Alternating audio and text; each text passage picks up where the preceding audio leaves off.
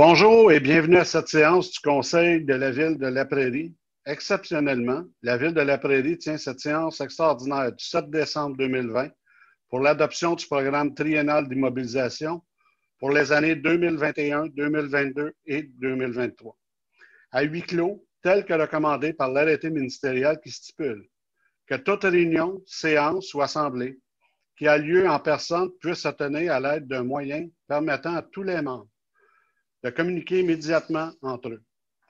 Lorsque la loi prévoit qu'une séance doit être publique, celle-ci doit être publicisée dès que possible par tout moyen permettant au public de connaître la teneur des discussions entre les participants et les résultats de la délibération des membres. Les 8 membres du conseil municipal de la ville participent à la séance par visioconférence par mesure de précaution afin de respecter les consignes de distanciation physique. Je prendrai quelques instants afin de confirmer la présence des membres du conseil municipal. Monsieur Alan Scott, conseiller de la milice. Présent. Monsieur Christian Caron, conseiller du Christ-Roi. Présent. Monsieur Yann Rajot, conseiller du Vieux-La-Prairie. Présent. Madame Marie-Ève Plantébert, conseillère de l'Astière. Présente. Madame Julie Gauthier, conseillère de la Clairière. Présente. Monsieur Pierre Vaucineau, conseiller de la Magdeleine. Présent. Madame Paul Fontaine, conseillère de la Bataille. Présente. Monsieur Denis Girard, conseiller de la Briqueterie. Présent. Et moi-même, maire de La Prairie.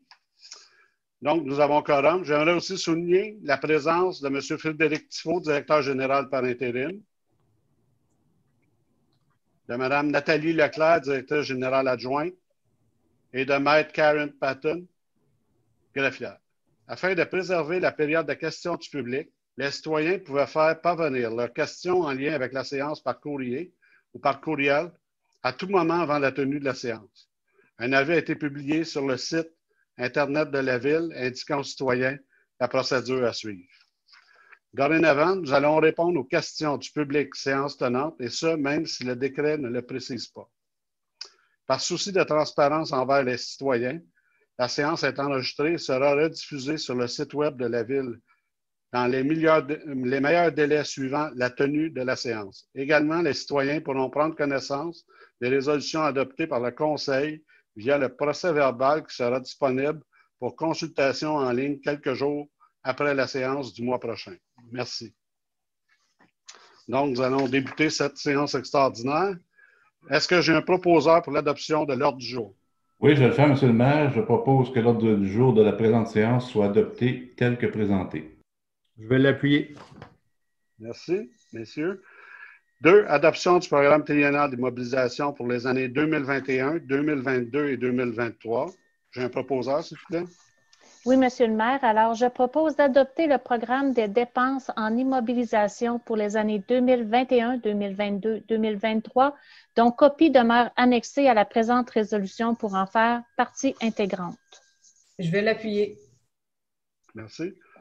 Donc, je voudrais faire une mentionner que tous les membres du Conseil ont participé à la mise en place du programme triennal.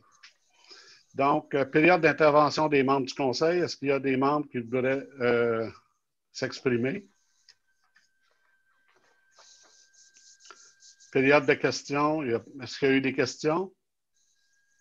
Maître Patton? Non, pas de question. Donc, est-ce que j'ai un proposeur pour la levée de cette séance? Oui, M. le maire. Donc, à 16h05, je propose que la séance soit et est levée. Je vais l'appuyer. Merci.